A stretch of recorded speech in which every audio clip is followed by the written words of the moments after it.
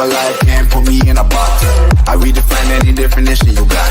I am the tiger, I'm making steps to the top. The flames, I whip it up, you just gotta hand me the rock. Take a seat, you cannot stand it. All I know, the flow harder than a Scotch bonnet.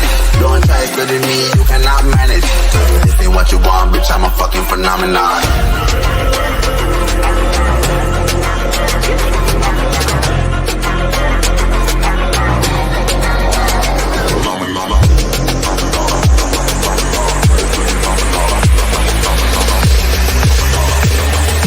This ain't what you want, bitch, I'm a fucking phenomenon.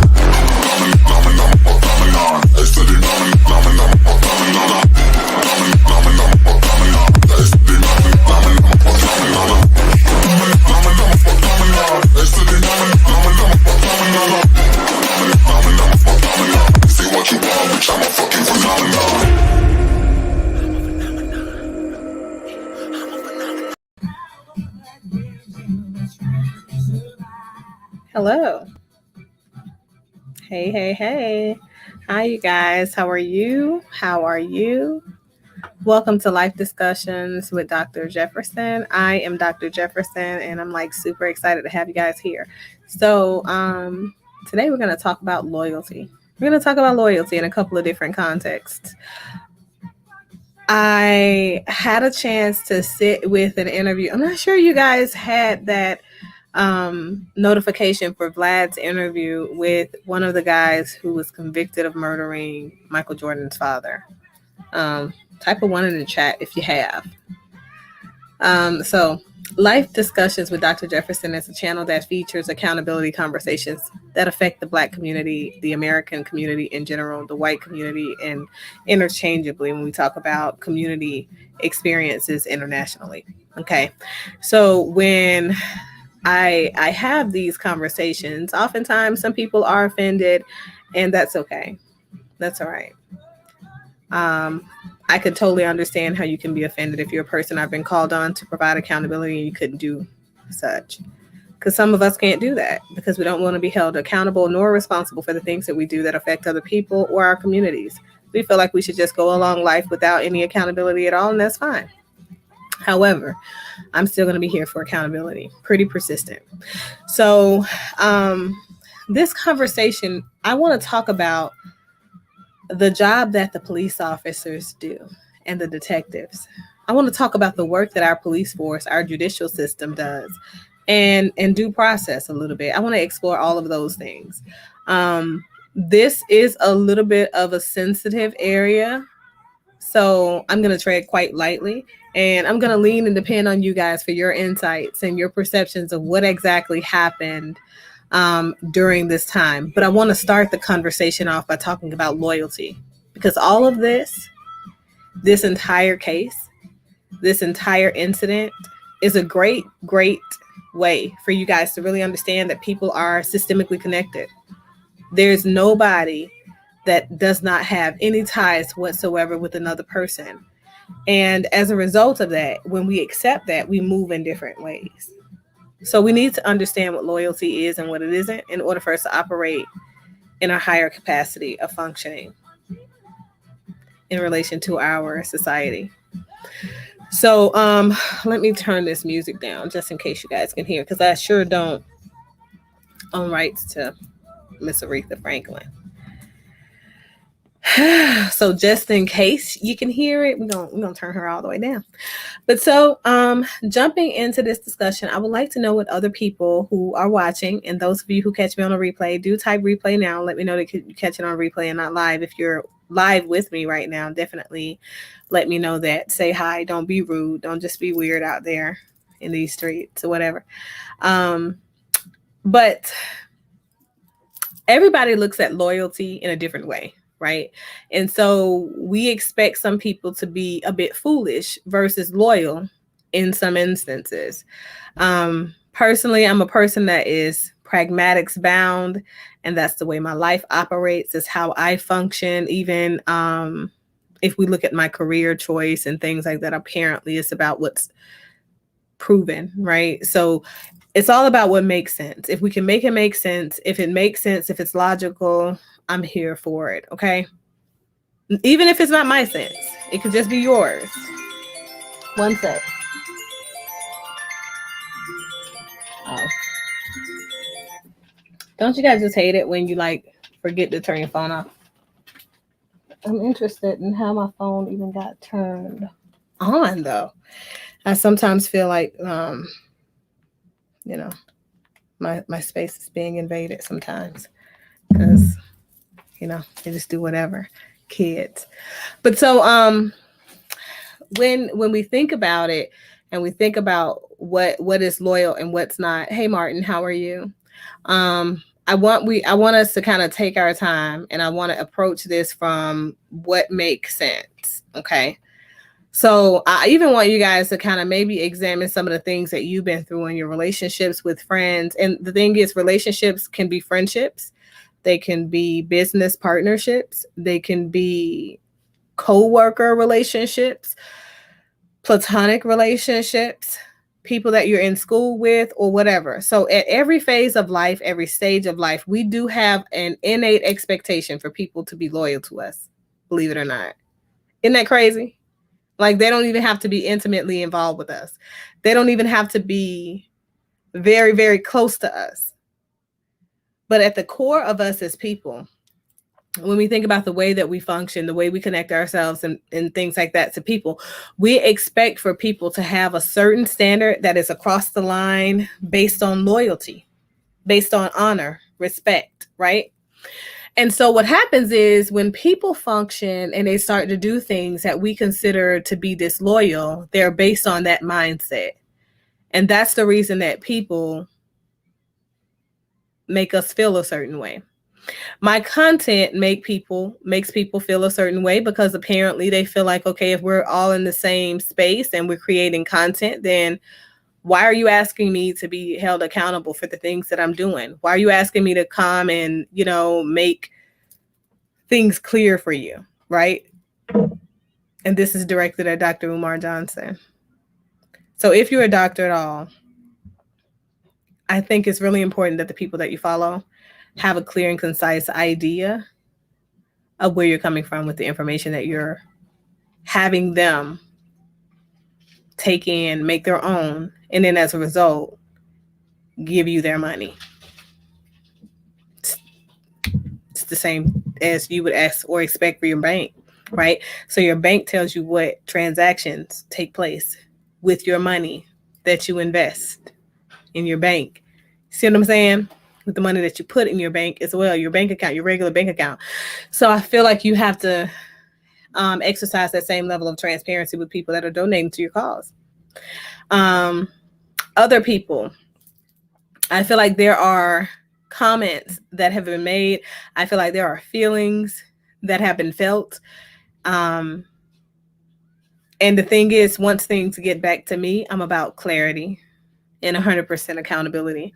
I feel like YouTube is a place where a lot of people have a lot of social discord, a lot of arguments back and forth. There's a lot of nitpicking and things like that. And also Facebook, IG, any social media, I think has now taken the place of adequate communication between people. So when people have issues, they don't call each other anymore because it's like, why are you calling for what? Call you for what?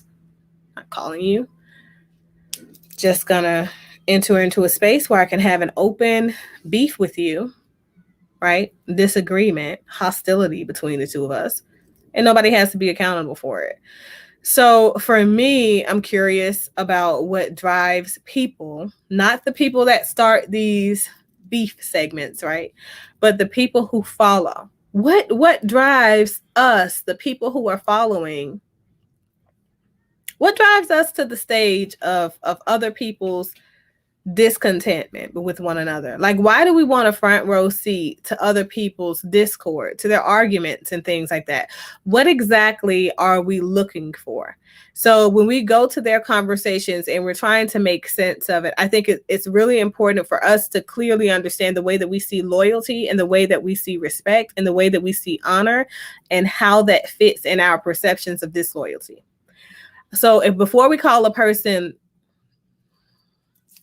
out for being unloyal to us. I think that we should be seated in what our proper position in their life is. We should also be seated in a space where we understand exactly how it is that we add value to that person's life and how they add value to ours and how we're tethered, what makes us connected. What's the thing? What's the glue keeping us together, right? Everybody needs something from somebody. Everybody has some level of something to add to another person, right? So I mentioned this act of Michael Jordan's father being murdered because I feel like this scenario is so interestingly outlined in this interview that Vlad did. That I don't think the rest of the world has had a chance to really sit with the deets, right? The details of what happened there and the lack of accountability in the judicial system. So there are rules. I talked about that yesterday. There are rules, there are laws in place to oversee the proper rendering of the judicial process. Okay. When we talk about jury tampering, okay, jury tampering is a thing. It's a real thing. But also jurors should be excused when they break the laws, when they break the rules of objective ruling, right? Objective judgment. You don't want to be subjective. You don't want to go out and do your own research when you're supposed to only be rendering a particular verdict or response in accordance with what evidence is presented at trial. Okay. So there are a couple of things here. If you guys had a chance to check out that interview, if you've not had the chance to check it out, go out onto Vlad TV's YouTube platform and check out the interview. I think it's titled Michael Jordan's Dad's Murderer or something like that, but whatever. Let me see if I can pull it up really quickly because I feel like it'll provide some context, but I really feel like it's a great way for us to really see what's happening, you know, when we have conversations that say, well, I feel like, you know, this person has done me wrong, right? I feel like this person, wow. So there are some really interesting things on YouTube. So I'm trying to find it. But when we say things, when we accuse people of going against us and doing things behind our back or betraying us, when we feel like people have really betrayed us, I feel like there should be some level of merit. And so sometimes there is no merit. And also some people don't feel like they have to be accountable. You understand? They don't feel like they have to be accountable for the things that they do to us, or any of that. Let's look. How do you look at history? But if you've already seen the video, type a 1 in the chat really quickly. And my producer will be able to let me know while I'm looking for this. You guys know I'm not all that savvy with the computer. But so if we say that, you know, a person has offended us or whatever, then we need to have some merit to those comments. Okay.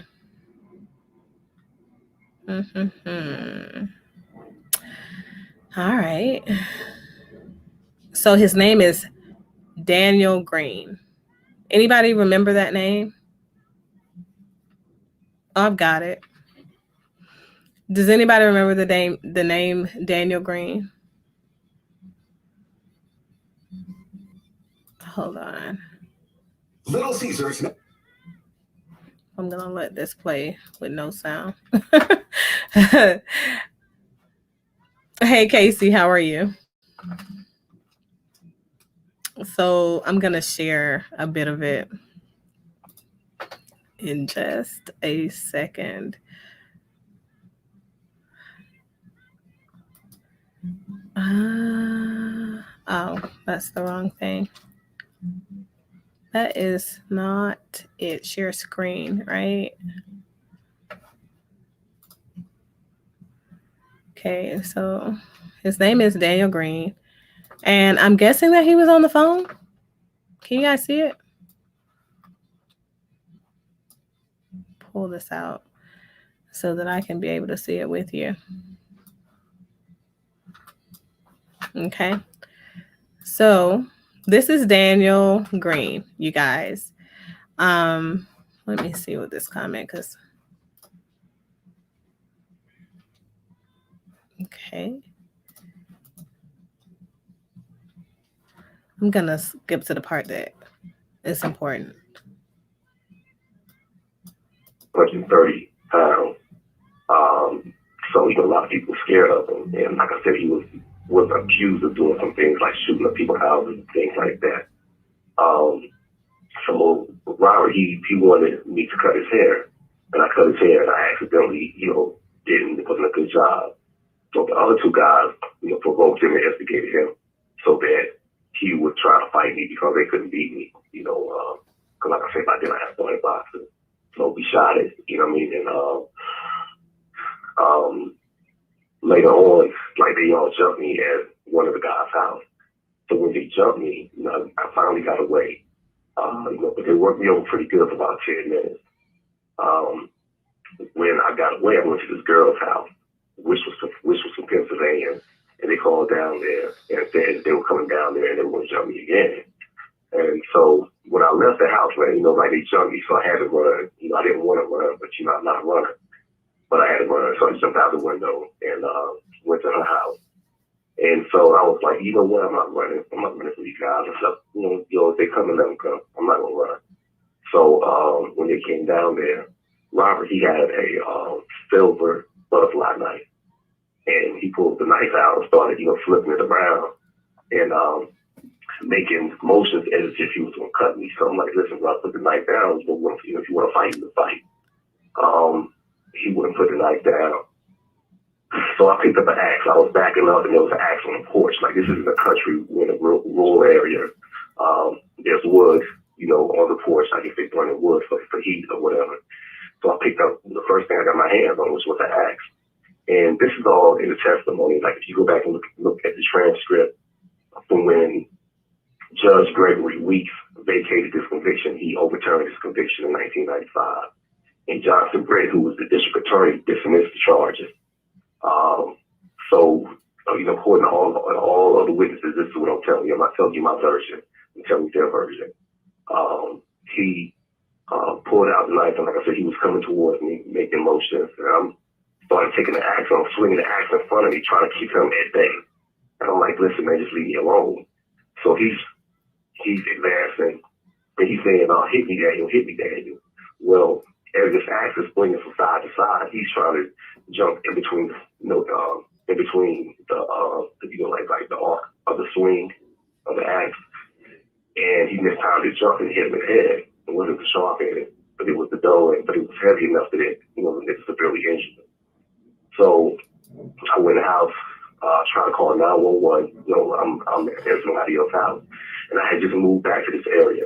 So I didn't even realize that they didn't even have 911 in this area. So I had to go home to my grandmother's house, find the phone book, find the sheriff's department phone number. I called them. They came down. What happened? I told them what happened. They said, "Oh, well, you don't have nothing to worry about." It's like, sound like it was an accident that happened in self-defense. But Robert's dad was, justifiably, he was upset. And they ended up arresting me. They took me to a juvenile center where I stayed there for a while. I was released. And when I was released, the conditions of my bail was that I could not be in that area because the family, I guess they was, upset, and they were worried that there would be some problem, some retaliation. So that was when I moved away from that area. Pending trial. I did get convicted of that trial. Actually, I pled guilty, and this is the thing. I don't know if you ever heard of a case in North Carolina about 10 years ago, maybe, about it was students from the Duke cross team. There was a lady that accused them of rape. They were vindicated of the charges. Well, my attorney, she went to that prosecutor office.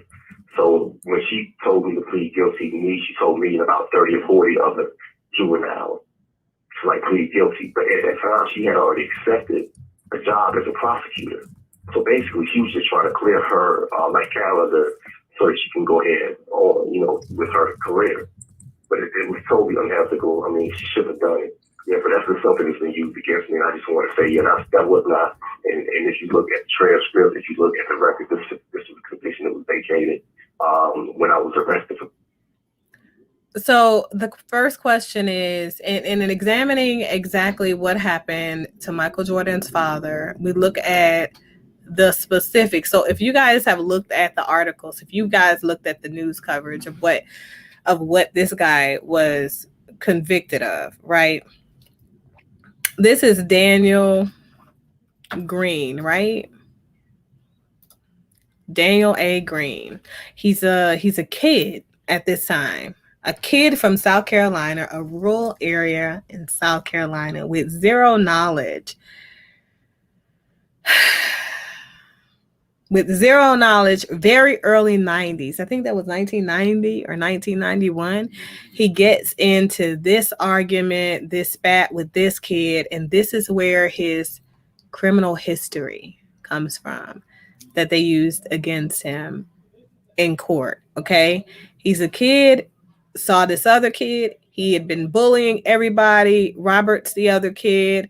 And, as a result of him bullying everybody, he left, moved away with his family for a short time, came back. During the time he was gone, he was, taking up boxing, self-defense strategies, of course.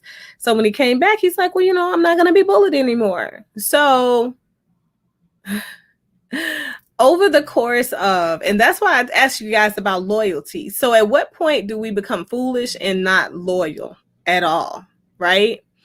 So there is a certain point where we have more honor for the other people that we're tethered to, the folks that are in our back seat, so to say, riding with us, or so they say they are.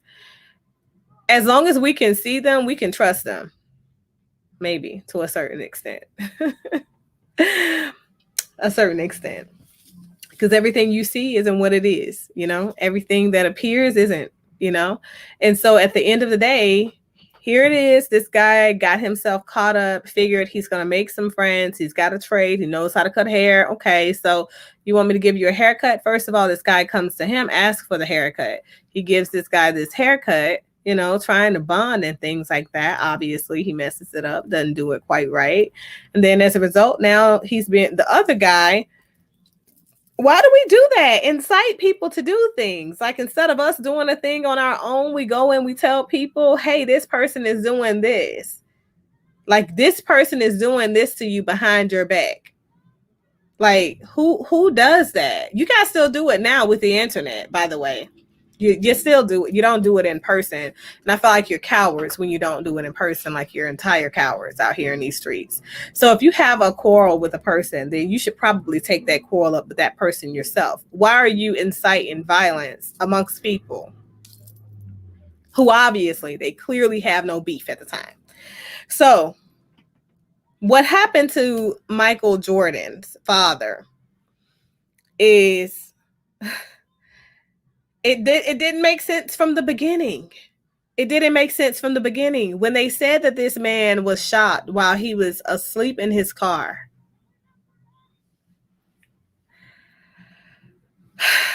I want to know, without a body,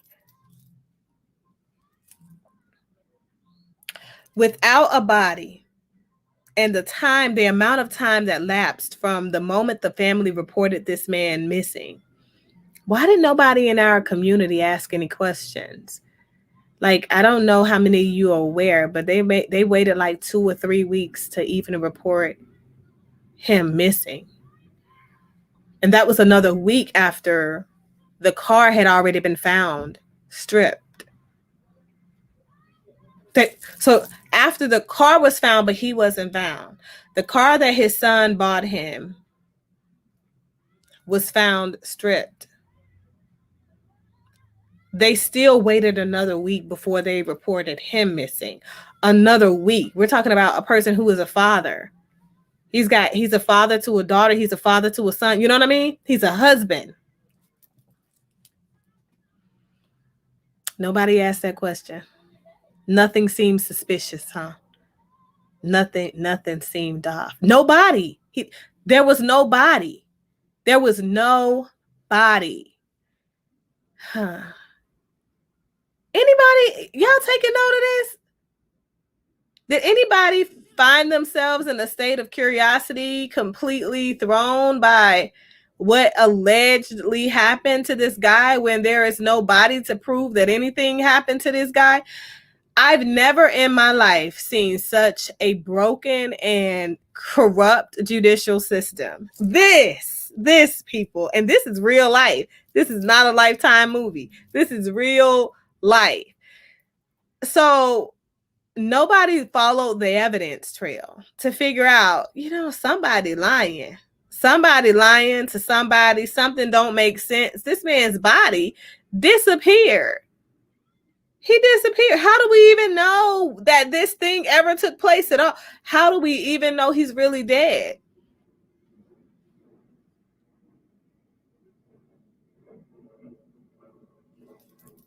Let me play some more. Story get interesting.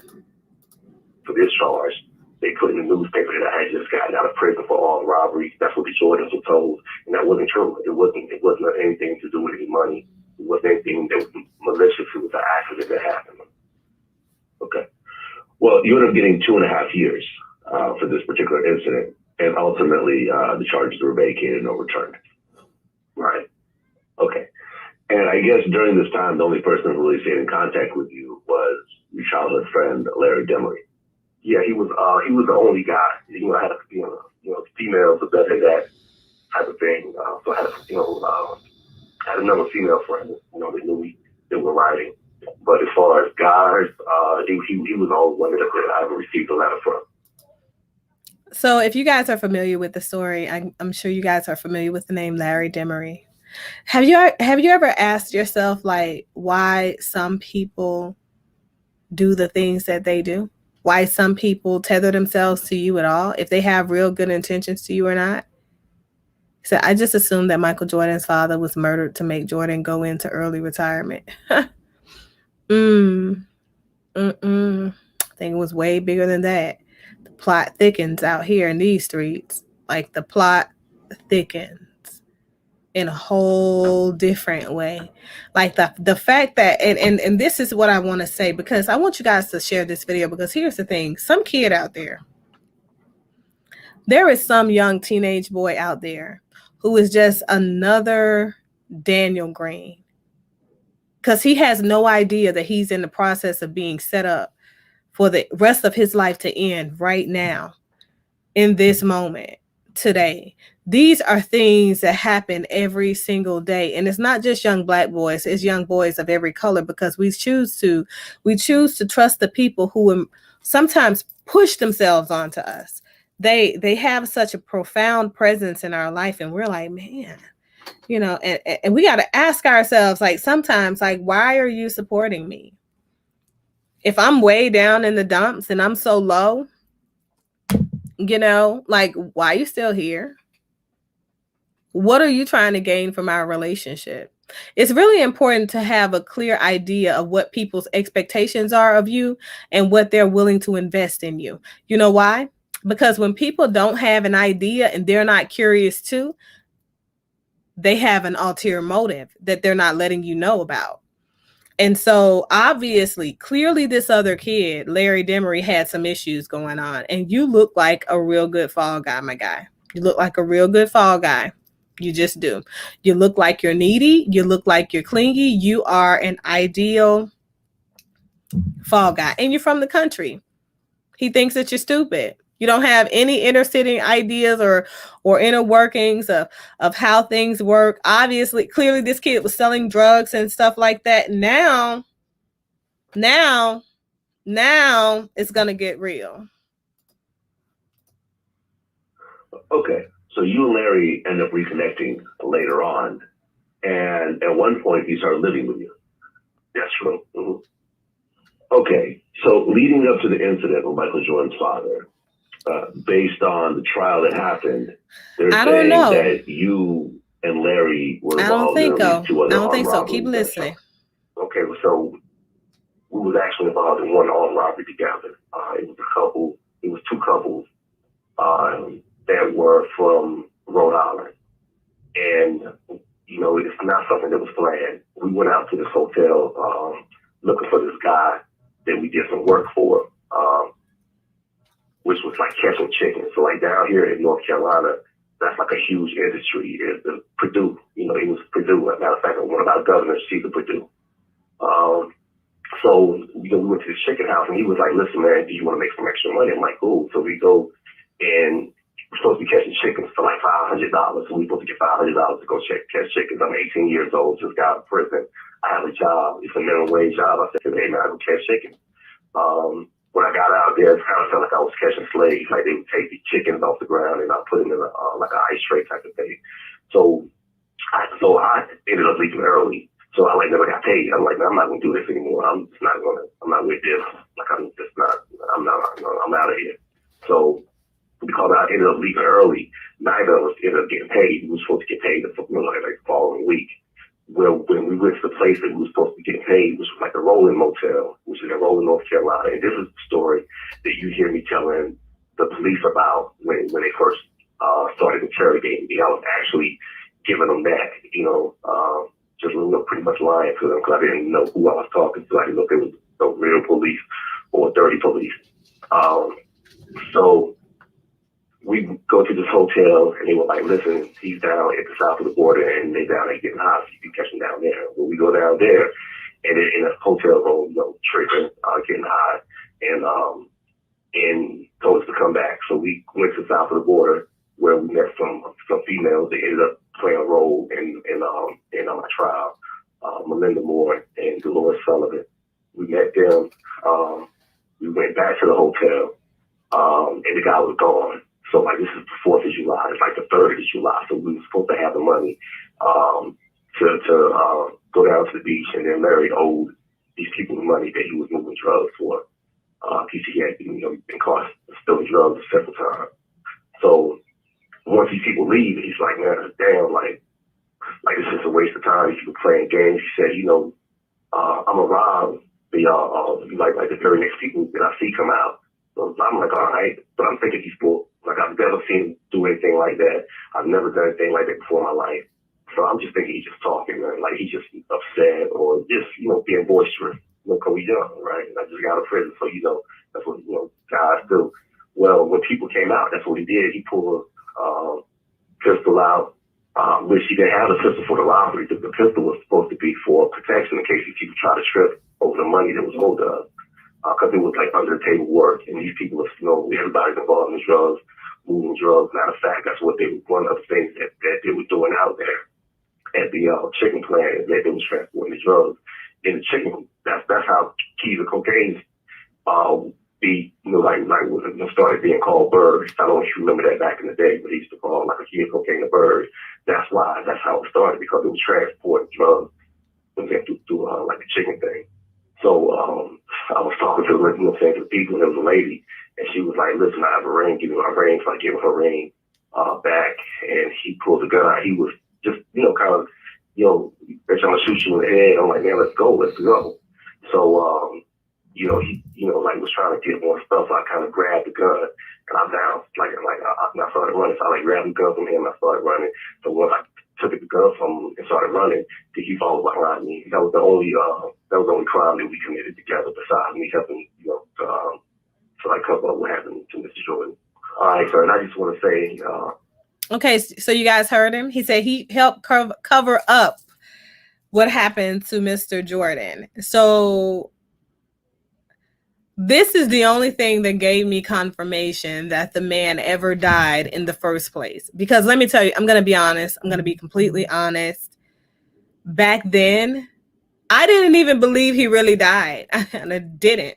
What kind of family doesn't even report a person missing and they've been already gone for like 3 weeks? For 3 weeks. And we're talking about the father of a basketball legend. This guy has shoes out here. High price shoes. Selling. Folks stealing them off people's feet. Every day.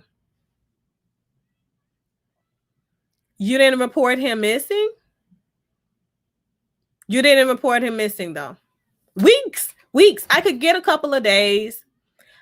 I could even get a day or two after the car is found. No, I can't, because that was like a couple of weeks too. Yeah, it was too many things that wasn't adding up for me. Now it makes sense. You want to know why it makes sense, folks? This guy was convicted of murdering a guy, of shooting and killing somebody, and he had no idea where the hell the crime took place. He wasn't there. Apparently, he wasn't there. Not only that, the testimony, if you guys look into the evidence presented, the testimony presented by the females that were with him, he was with someone actively that entire time, doing some things. And then when he did go to the vehicle, days after, maybe a week. No, this is days after. They had the car for like 3-4 days. And he thought the car was a rental. When he found, he didn't even know it was a high price car. He didn't even know that it had another compartment in there. And he found this ring in there and a watch in there. He thought that it was Jordan's brand, like his shoes. He had no idea that this was actually Michael Jordan's actual stuff. Like, even on the bags, he had no idea. You know why he didn't have an idea? You know why? Because he put the shit on. No, he didn't even know his dad. He didn't know that Michael Jordan's father was killed, because it wasn't out that he was dead yet, because he didn't know he was dead.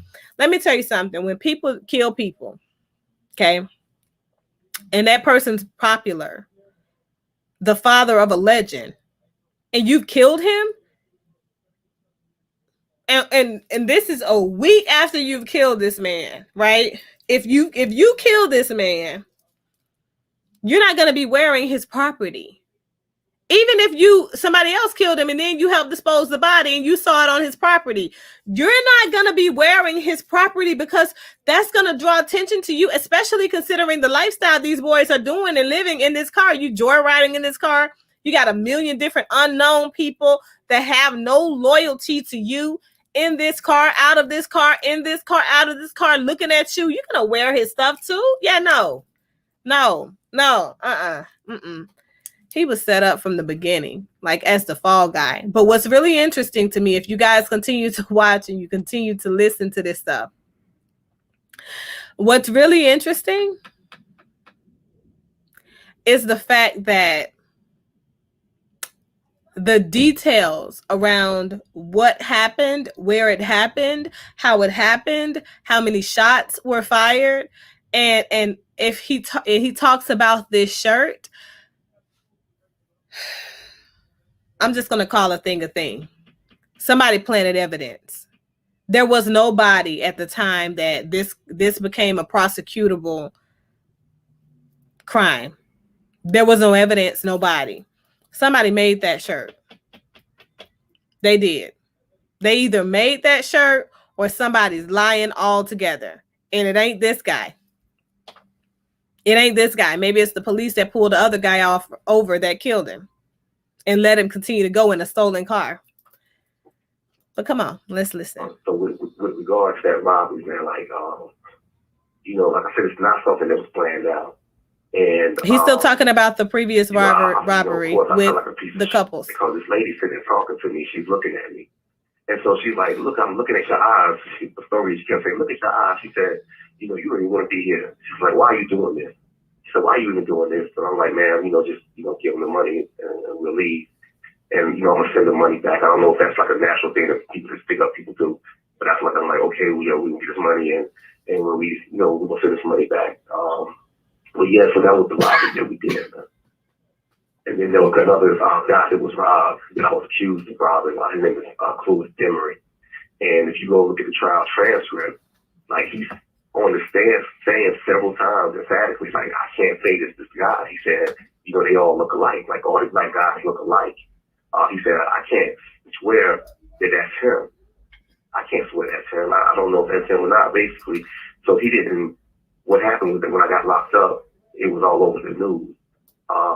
Larry and I believe somebody else robbed this guy. Well, the other guy does look like me. I actually know the guy, like we do, you know, like independently. Other people told the police, yeah, these guys look alike. But yeah, that's not one that I was involved in. Okay. So then the night of the incident, July 23rd, 1993, you and Larry were at a cookout the night before. I'm going to let this play.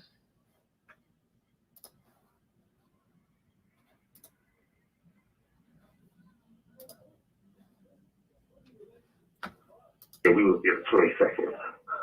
Okay. All right. So I guess you and Larry left around 1:30 a.m. and Larry said that he had to go handle some business. Okay, so go ahead and walk me through what happened the night before. Okay, and I'm seeing the exhibits to support what I'm saying. All right, so we was at one of my mom's friend's house. This is my mom's oldest friend. Her name is Kay Hernandez.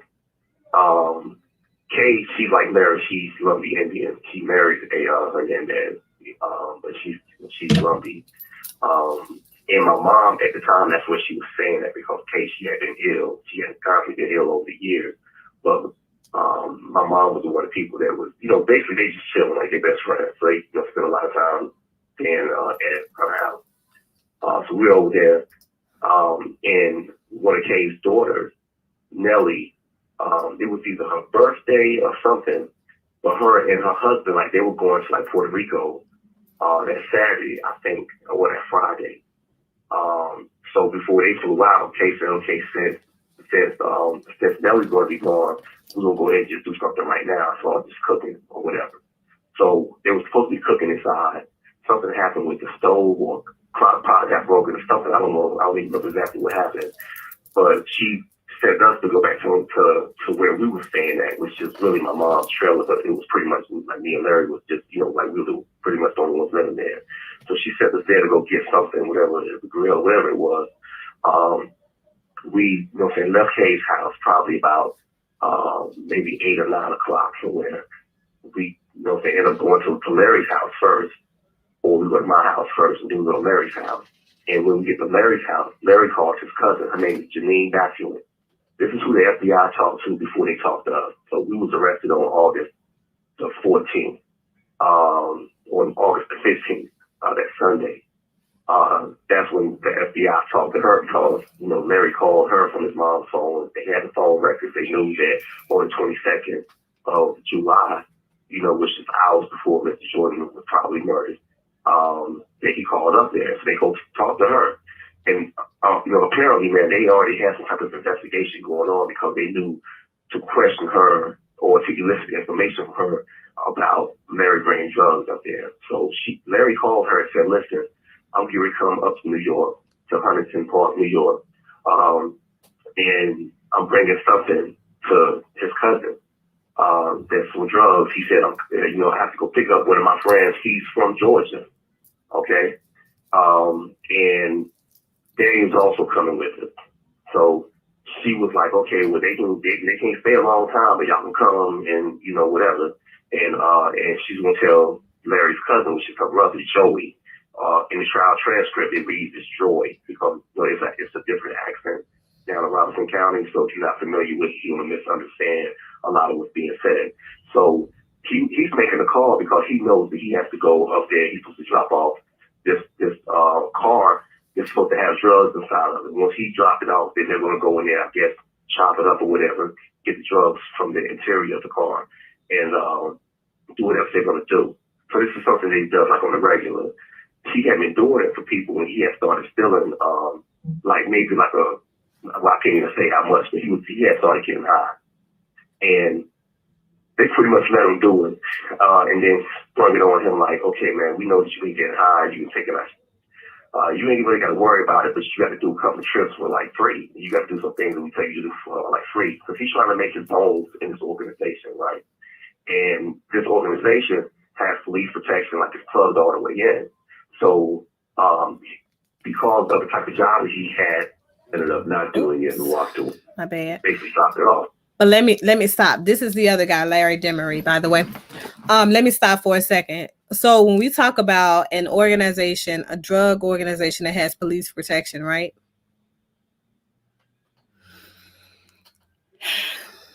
We're going to have to call a thing. Every single day, there are informants and investigative officers that are a part of the process that make things look like what they're not, plant evidence. And, you know, oftentimes there is collateral damage. Some of that collateral damage is intentional. Some of it isn't. But it's still collateral damage. The fact that there was no body, the fact that in this particular case with Michael Jordan's father, that the body disappeared so quickly, as soon as they found the body, he was cremated. That never happens. That never happens. He had a gunshot wound. According to these folks, he was shot 3 times. According to the guy that did it, he was shot once. Okay. But hey, I wasn't there. I don't know. We didn't see a body. I ain't see a body. The thing is, if this guy had a gunshot wound when he was fished out of the swamp,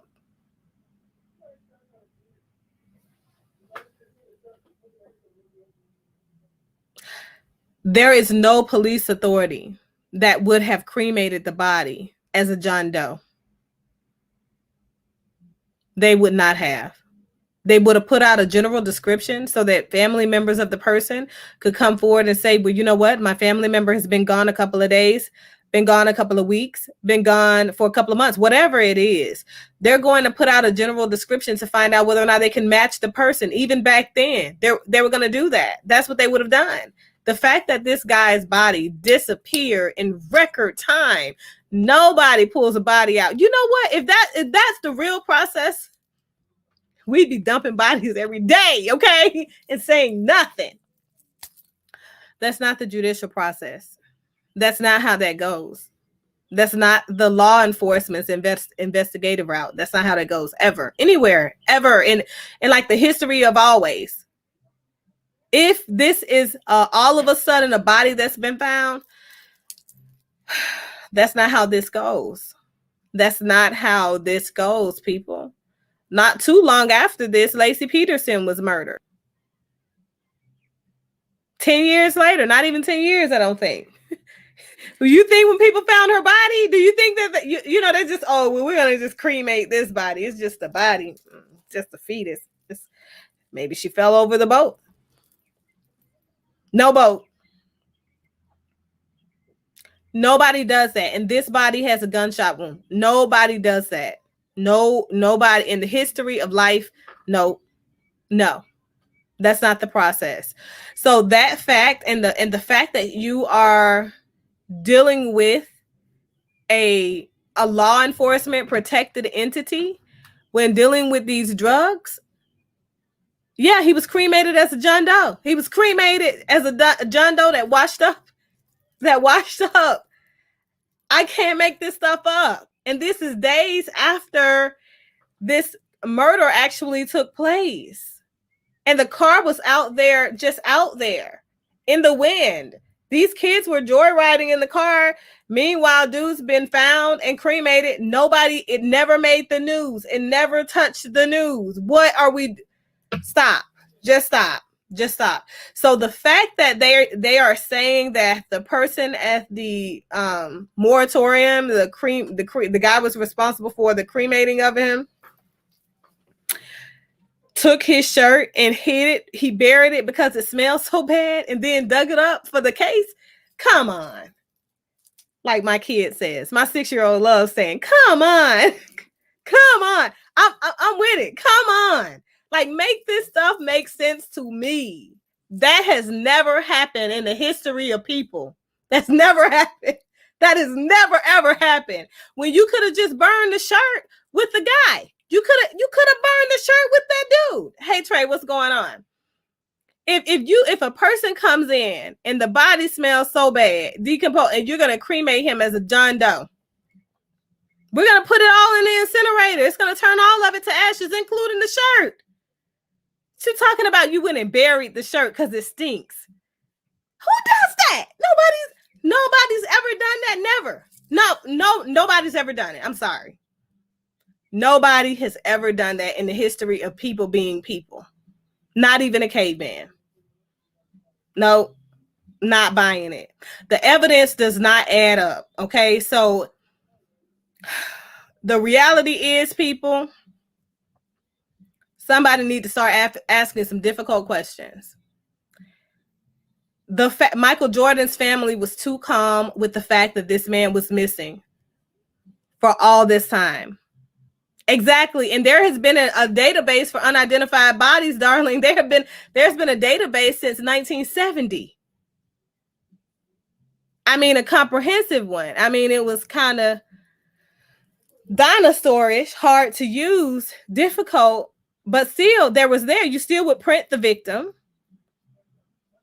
You still would take pictures, photos of the victim, and you still would do a sketch based off of the photos. You would have a sketch artist come in and do a sketch to put it out to the general public and say, hey, are you missing this family member? Has this person been? And there are news reports that cover, body washed ashore, missing car washed ashore. It's a thing. It's a thing. Even in rural areas, it's a thing. It's an entire thing. Where this guy was murdered, based on this guy right here, this dude was there in the aftermath. He went and helped hide the body. Okay, so he went and got the body from where he was first shot, and he was on the ground. So when you say he was shot in the car and you guys found blood in the car, stop playing the evidence. Just stop it. Just stop. Just, you know what I mean? Have you ever had a kid tell you a lie and the lie didn't add up and it was just annoying and you just was like, how long does this confabulation goes on? How long are we going to sit here for this? Just stop. This man admitted to this other dude that obviously that the guy tried him. He didn't have the drugs that he came to pick up. This is why the Jordan family didn't call no damn police and report him missing for weeks. Okay. We're going to get to the nooks and crannies of this. Like, we ain't telling no lies today. We need accountability for the law enforcement officers that was connected to this case, for the family members of Michael Jordan, the sister, all of them. We need accountability today, because here is the thing. There is a reason for the wife. All of them. We need accountability. You don't just not report your husband missing. You don't just not do that. Nobody does, especially if you say that your son admittedly has a gambling problem, right? Follow me, people. Follow me with this. We know with addictive disease, because gambling is also an addictive disease. We know with addictive disease, there are certain types of behaviors that typically will tip people over the scale and make them do things to you because you ain't got their money, or you ain't got their product, or you ain't got their something, right? So if the moment that your family member doesn't come home, you are going to report them missing for one reason and one reason only. He could have been taken. He could be being ransomed. Maybe my son pissed the wrong people off and they took my husband. I'm going to call right now and report him immediately when he didn't come home. Immediately, I'm going to call his car phone. Has anybody looked at the trial? Did anybody follow this stuff? Nobody talked about any incoming calls to this man's car phone. Hello. A family that has not seen you, has not reported you missing, at least they would have had to call. They would have had to have called, tried to get in touch with you. So what it tells me is something ain't right here. 2 weeks without even reporting him missing. You gotta wait for his car to turn up, and then you're gonna wait a week after that to report him missing? What? Just stop. I couldn't take the lies. Even when this went to trial, I could not sit through this. I couldn't. Hey, Nova, what's going on? I couldn't sit through this court case then. I want you guys to go back and watch this entire video, because I'm telling you, your mind is going to be blown, because it's no way. There's no way. It's no way. Even when the girl did, they had a juror go out and do her own investigation. She went to the crime scene. She went to the crime during the trial. What in the... And you let her weigh in and find this man guilty? And there's nobody? We don't even know if this is man t-shirt. Hello, somebody get this man a new trial. Somebody get this man a new trial. Period. And then the way this dude right here, Larry, set him up as the fall guy. And then there are technicalities in his plea bargain that allowed him to go back to court after a mistake was made in his plea bargain arrangement that he signed, that allowed him to testify without prejudice against this guy. It's funny how he went right back to court a couple of years later and got his plea bargain adjusted, and now he getting out. What we doing? Said, I know when my baby's school bus ran late, I blew her phone up. Exactly. Okay, exactly. Let me tell you, when you have loved ones that come up missing, I have parents, okay, that have come to me and said, Dr. Jefferson, did my daughter make her session? First of all, if you call me, HIPAA protects your child's privacy, your adult child's privacy, okay? You can't ask me if your child is a patient of mine or not. Did my daughter make it to her session today? I haven't heard from her in 7 hours. Grown daughters in their 20s. Stop. So stop the madness, people. Stop the madness. There is no way Michael Jordan's father, who he loved dearly, who was an icon in his life, who was the epitome of his heart, there is no way this man went missing. And the family, nor Michael Jordan, reported him missing for weeks. And they reported him missing even a week after the car was found, stripped.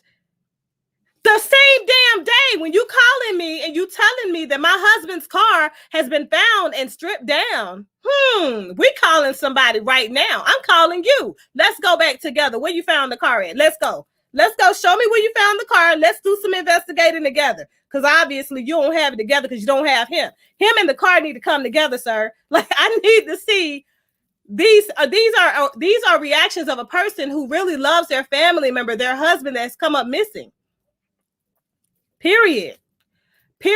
None of this makes sense. None of this makes sense. This man is sitting in jail on a life sentence for murdering a guy that at the time of the trial didn't even physically exist because they had no body. There was no physical evidence of the man's death because there was no body. At the time, you're assuming that the body, because this is what I'm saying if I'm his attorney. I feel like he had bad attorneys his whole life. Where's the body? Okay, so where are the remains? Okay, because you know the remains never got found either. Okay, he was cremated as a John Doe. There were no remains, all right? You don't have anything linking a body to say there was ever a murder. You have the confession of a criminal. He's running drugs. He's robbing people with guns pointed out. You know what I mean? Telling people to go shoot him there. I'm sorry, sir. There's no body. There is no crime. He said he shot the man outside of the car. There's no way, impossible, in God's green earth, in the universal element of life, there's Allah's world. There's no way that you found blood inside of the car. It's no way. It's impossible. It's no way. It's no way. And there's no way that he had enough time to clean up the blood in time enough for him to go back. I mean, and well enough for him to go back and feel so comfortable with having people joyride in their car, having this guy come and get the body with him, wrap it up in some tarp, and throw it into the swamp. There was never a body. There was never a body presented as evidence to tie this man to a crime. Help me understand. There were never anything. There were no remains of anybody. The only thing that they could say is that this guy had on Jordan's watch and ring. Guess what? If I murdered a person, I'm not going to have on their watch or ring because I don't know that this is theirs. He didn't even know the car belonged to the man. That's the point. He didn't even know any of that stuff were correlated. He thought this guy had a rental car because he's going to go do the drug deal. He didn't even know the number 23 meant Jordan because he had been in jail before. Come on, people. Make it make sense. Make it make sense to me. Help me out. So it's not his car. 9 times out of 10, it's either a car that's hot but it's clean, like it's stolen but it's clean enough for you to move in to make this trip, or it's a rental car. That's what I'm thinking. So that's why I had no problem, making phone calls from the car. We was riding around, like I said. You hear that? Making phone calls from the car. Like, I normally don't even condone criminal behavior, y'all. I feel sorry for this criminal. Like, some people were not meant to break laws. Some people were not meant to break the law at all. Like, I've seen Kel and I have been in the car and he's driving. It irks me when he's driving because I'm like, just go ahead, go left real quick. Just do it real quick. It's like, yeah, but the sign say no left turn. What you looking at the sign for? It's no cops around here. Nobody's gonna call the cops on you for making the left turn if you do it quick enough. And then he'll pull out slowly into the intersection. This is him. Loudest, man, they show it off because I'm 18 years old, like you got out of prison. So you a nice car, and you pull up, and then people like, wow, that's a nice car. So it's just kind of like, I'm not gonna say that it's normal, but it is normal. Unfortunately, where you have people that ride around, things Nova not there, and they rent vehicles from crackheads or this involved something. So, we had it for life. This boy said you rent vehicles from crackheads, and they are in a expensive top of the line car. This is a top of the line. He didn't even know what kind of car he was in. What crackhead got this? Stop. Friday, Saturday, Sunday. It's Bobby and Whitney. And I think Monday. Bobby and Whitney. Monday, because Tuesday was the day that we went out. Had no idea. Some guys, we ended up leaving the car out there, which was supposed to come back and pick it up. Larry was supposed to come back and pick it up, and that's when they pretty much stole the car from us, because they moved the car out of the woods or something. Eventually, they... Okay, wait. So this is where I really want you guys to attune your attention to. I know there are going to be some people on my back after I put this video out. But let me tell you something. There are certain ways in which government intervention moves. Okay? There are certain ways you can tell that something is a federal cover-up. There are certain ways that you can tell that they had something to do with something. Okay. So, and this is another reason that why I say it's impossible for this man, for the police to have found blood in that vehicle. Okay. I'm just saying we gotta call a spade here. This dude was set up as a fall guy, and it's disheartening. It's sad. You say he's not the brightest, but he was. Listen, he is the guy that is so green, and you looking at him. He's the guy that you feel sorry for even setting up to be the fall guy. He's the guy that'll make a lifetime criminal go in the back and rethink life. He's that guy. He is that dude. Literally, no idea whatsoever. What is the difference between loyalty and foolishness? What is the difference? They found the car in the woods in Fayetteville, North Carolina, about 60 miles from where the body was initially found. And the car was completely stripped down. So how did that car get stripped down? Well, after we left the car, and I can't say for certain because I wasn't there and didn't even know these guys, but we didn't know these guys at all.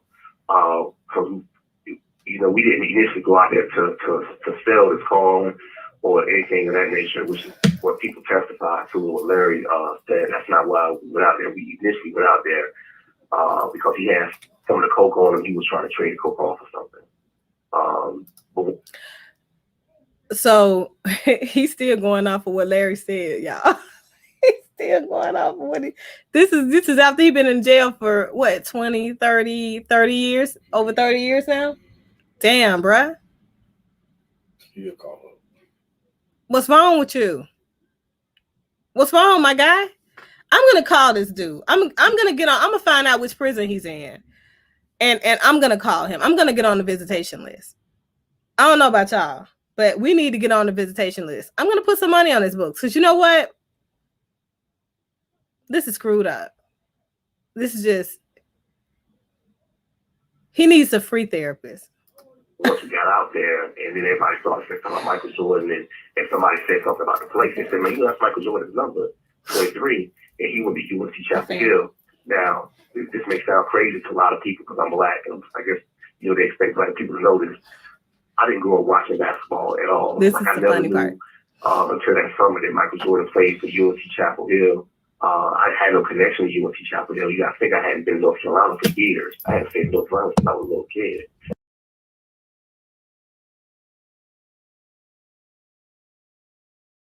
The finals, they were playing the Knicks when I got home that day. They was playing the Knicks. So, I know Michael Jordan is from the sneakers. The very first pair of shoes I had was Jordans. I worked for him, got them. And somebody robbed me of my shoes, and like some grown guy stuck me up and got them.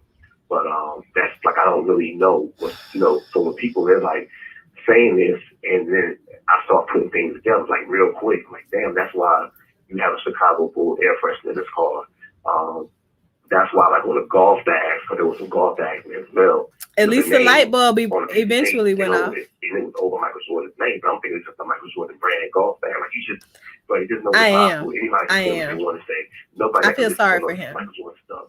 So, when the guy said that, we left the car because my brother didn't want the car back at his house. I think he had a wrong, he had a bad feeling about it. So we just left the car. We were supposed to come back and pick it up, And when we got back in contact with them, they was like, man, such and such, she's not here. They're not here. Okay, we'll call back. So I said, man, them dudes probably have already done something with the car. Well, by that time, I'm figuring out more because one of my brothers showed me a video of Michael Jordan. And I want to say it was called Come Fly With Me, but I can't remember if that's the exact one. But he was driving a car just like that Lexus. I don't think it was the same color. I think it was the same kind. And it could have been the same car. I don't know. What are you talking about, Trey? And my other brother, he was like, man, that car, like, Michael Jordan, brother, he's like, something happened. Somebody got killed with the mob and the gambling. And I bet you that's, what I'm saying? He probably, just a lot of no snitching, whatever, man. But what happened, man? Okay, wait. This is the part, though. Now, this is where things make sense. Whoever that was suspicious about the mob killing and the gambling killing, based on where this boy actually told him he killed this guy, and he didn't know who he was either. That's what really happened. The man was never in his car. He was never asleep. None of that. None of that. This 100% had to do with drugs, had to do with something else, had to do with something, anything but this man being in his car, because he wasn't in the car. There is no blood in the car. There is no body. Why is this man in jail? Make it make sense to me. You don't have anything. He shouldn't have talked. That's the reality. I'm just going to be honest with y'all. If he was my son, we would have had some conversations. I probably wouldn't put no money on this book for like at least the first 30 years. Just because you're frustrated that you have a right to remain silent, my guy. You say he hadn't been in Carolina. Yeah, he hadn't been in Carolina in years because he had been in jail. So he was very young. He was like 18 at this time. He went to jail for a misdemeanor issue that was later dismissed, overturned or whatever, conviction that was overturned because he had a poor representation of a lawyer then. His selection of public defense probably should have been questioned then by himself, but I don't know why it wasn't. But, it is what it is. We can't make these people smart.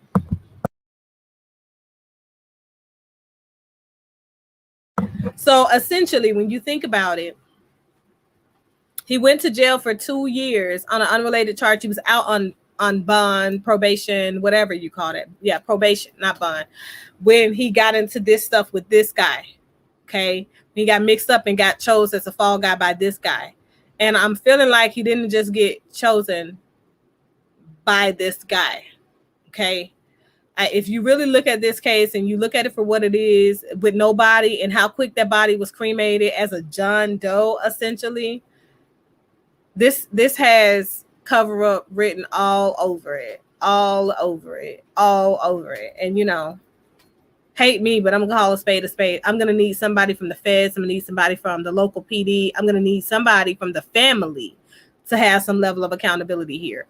The fact that you didn't report your family member missing for weeks after him being missing.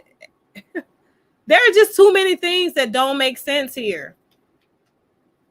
It's too many things that don't make sense. It all boils down to what really happened to this guy. What really happened? Why is this dude in jail with no body, no physical evidence? There is nothing. You don't have nothing. Why is he in jail? I feel like during this interview, I really like that. You know, I don't know how many interviews you guys have watched of Vlad's, but his approach is really suggestive. And I've seen him a couple of times try to instigate some shit. You know what I'm saying? Like, I think that people got to start asking really tough questions of him, because he's very instigative. Like, that's what he does. He instigates when he's investigating and interrogating people, right? Asking the questions. He's very suggestive. If you're really trying to learn things and you don't necessarily tell people, oh, well, I don't believe you. Basically, at the end of this video, we're going to click forward here. And like I said, I want you guys to go and take the time to watch it for yourself. But you hear him basically tell him, without having to say it outright, well, I don't necessarily believe you. We'll never know what really happened. Thing when it comes down to it, when people are trying to attribute things to me, that's the only thing I can say is, listen, anything I don't know about this man dying came from what Larry told me, and then based on speculation and based on looking at evidence after the fact. And I can tell you 100% for certain in the document that there's evidence that appears to be evidence that's within my files that didn't even exist until a few years ago. So these people are sitting creep, you know, they're like actually changing transcripts, there's documents that have been changed to hide what happened. But what you just said is that at the end of the day, nobody knows. But the thing is that, you know, I was convicted with the use of this evidence that you now know, everybody else now knows was not real forensic evidence to begin with. But that evidence was used against me in trial. I was convicted by this juror that, despite what the judge said every day, don't go conduct your own investigation, she went out to where the place, you know, where this body was found at. She went out there and she said, well, man, for this body to be here, they had to walk this man down here. So I believe this murder happened, you know, afterwards. Well, that's not what happened. Walked that man 60 miles down the road. That's a mistrial. That's jury tampering. It's all of that. It's a mistrial. It's an entire mistrial. If the body was here, that means that they had to walk this man out here and kill him. Daniel Green said that he was there when the body was disposed. Therefore, he was there involved in the murder. 60 miles? She must think high of black men. It's true. She must think high of black men. Like, situation overall. If you could rewind time, and on that night when Larry approached you and said, hey, listen, I just killed someone in self-defense, and you could alter your actions, what would you have told Larry that night? Honestly, I probably would have told him, now, knowing what I know now, loyalty or foolishness. Listen. What he did with the trial and everything to me, I probably would say, okay, Larry, hold on a second, I'll be right back. Just hold on, wait here in the car, and I'll be right back. I probably would have went inside if he called the damn FBI. I would have called the local police.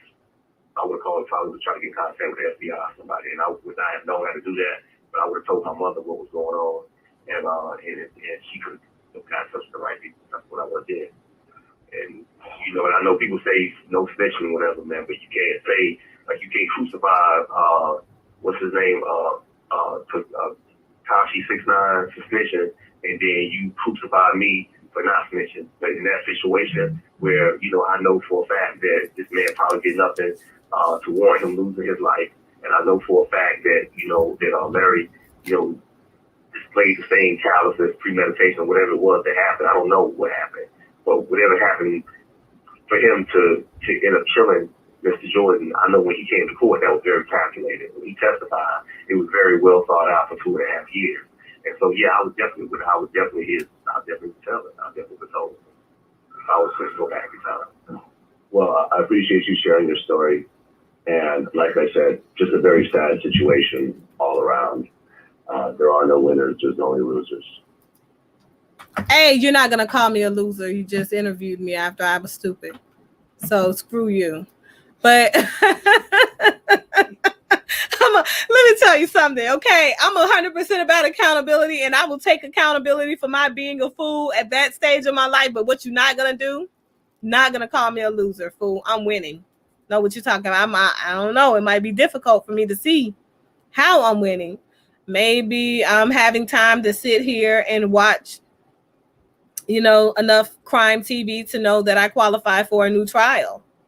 So I need to petition for it, but he's waiting to come up on parole. I think he paroles next month. Next year. Yeah, something like that. But I don't even know Larry, and I feel a way about Larry, y'all. I don't even know you, and I don't even like you. You're a snake in the grass. Like, no. Like, we got to understand there is a difference between loyalty and foolishness, okay? I'm not telling you to wait for nothing. Hold on, I'm going to be back. I'm going to look the other way. Like, you got me screwed up, my guy. What you calling me for? Call the police. What you calling me for? If you are connected as you think you are with the cartel and all that good stuff, and they got the police in their pocket, then you need to be calling them people. They got you covered, my guy. I don't want nothing to do with that. I don't want nothing to do with nothing. Matter of fact, don't come back here, period. I'm going to stay with this girl. We're going to do what we got to do. We ain't got time for you. My mom is, on me. I need some time away from you and all that activity you got going on. Because I ain't trying to go back to jail. I'm on papers. I ain't got time. Young men got to start making better decisions, so they don't end up being the fall guy for some guy that kills some guy. And there's too many things about, and when you guys watch this, you're going to see what I'm talking about. But it's too many things about this plea deal. It's too many things about this juror that was out here. What you doing? What you the detective or something? What? That's illegal. You can't do that. You cannot do that. Like, what you mean they walked them? You must think that black men got like the resiliency of just naturally Paul Bunyan or something. What they gonna walk 60 miles for if they got a whole car? That don't even make sense. And you're not even privileged to go and do your own investigation. Go off of what is provided to you in court. You cannot convict somebody because of what you've gone out and decided is what happened outside of what's presented. If they did a poor job at presenting the evidence in court because there is no body, everything is circumstantial, there is no blood. If they did a poor job at presenting all of this information, that's reasonable doubt. That means he's innocent. That means you can't convict. Just take it for what it is. Take it as an L. You lost. Go ahead, do your job, say not guilty, and go home to your family. Stop doing all this extra stuff. Like, it's just too much, So let me know what you guys feel like is loyalty and what's not loyal. What is an act of disloyalty in your opinion? This is crazy. It's crazy, man. It's just crazy. So that's all I got. I love you guys. If you're not already subscribed to my channel, go ahead and do that. If you didn't share this content yet, do it now. Let's have a conversation. Let's talk about this. So that is all I've got, you guys. Until later on at 8 when I'm here for this Kevin Samuels discussion. I'll see you guys later. Make good choices. Bye.